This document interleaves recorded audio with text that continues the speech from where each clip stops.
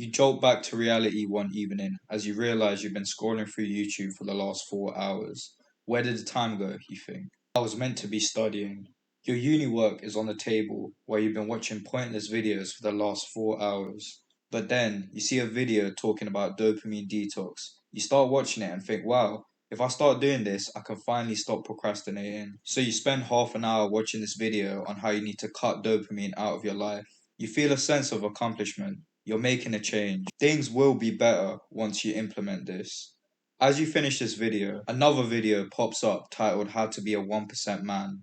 You watch this along with other similar self-improvement videos. You go to sleep happily, thinking that in the morning you're going to wake up and cut the dopamine out of your life. Little do you know, your dopamine addiction is just about to begin. Dopamine detox. We've all heard of it by now. A dopamine detox entails fasting from dopamine producing activities or pleasures for a certain amount of time with the hope of decreasing reward sensitivity. Many YouTubers, such as Hamza and Iman Gadzhi, promote dopamine detox as being something that can reset your brain for success or change your life. By using these enticing buzzwords and thumbnails, many people watch these videos and believe what is being told to them. But does dopamine detox actually work? Will it really turn you from a procrastinating loser to a millionaire, or is it just another fad? Well, a good place to start would be to look at the science behind the theory. And this is easy.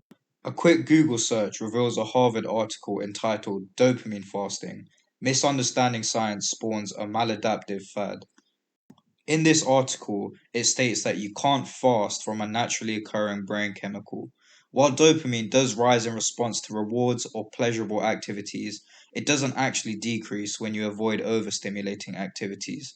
So, a dopamine fast doesn't actually lower your dopamine levels. So, by scientific standards, there is no such thing as a dopamine detox. Okay, so there's no science to back the theory. But what about the YouTubers who say that it changed their lives? The irony of this situation is, these YouTubers are telling you to take a break from apparent dopamine triggers in the form of another dopamine trigger. That's right, these videos about dopamine detox provide dopamine and fuel your addictions themselves.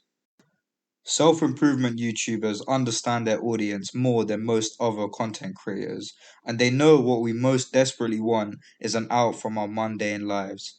So they create these new methods to capture our attention, then create hundreds of similar videos in the effort to keep you watching. While you think that all this info is productive for you, in reality, you're stuck at square one. You're literally doing the exact opposite of a dopamine detox without realizing it. I mean, think about it. If your favorite YouTuber really believed in improving your life, why does he feel the need to keep making similar content, repeating the exact same info, when theoretically he should have just watched his dopamine detox video and a few others and then quit using YouTube for a while? But this simply doesn't make sense. These YouTubers are businessmen and all they want is to increase their revenue. So if they understand so much about dopamine, why wouldn't they prey on your low self-esteem to keep you trapped in a cycle of their content? And hey, maybe I'm wrong. Maybe someone you know or even you have undergone a dopamine detox and seen results. It's just hard to believe that this is what the YouTubers you look up to really intended when consuming their own content contradicts what they say. And that is the dopamine detox paradox.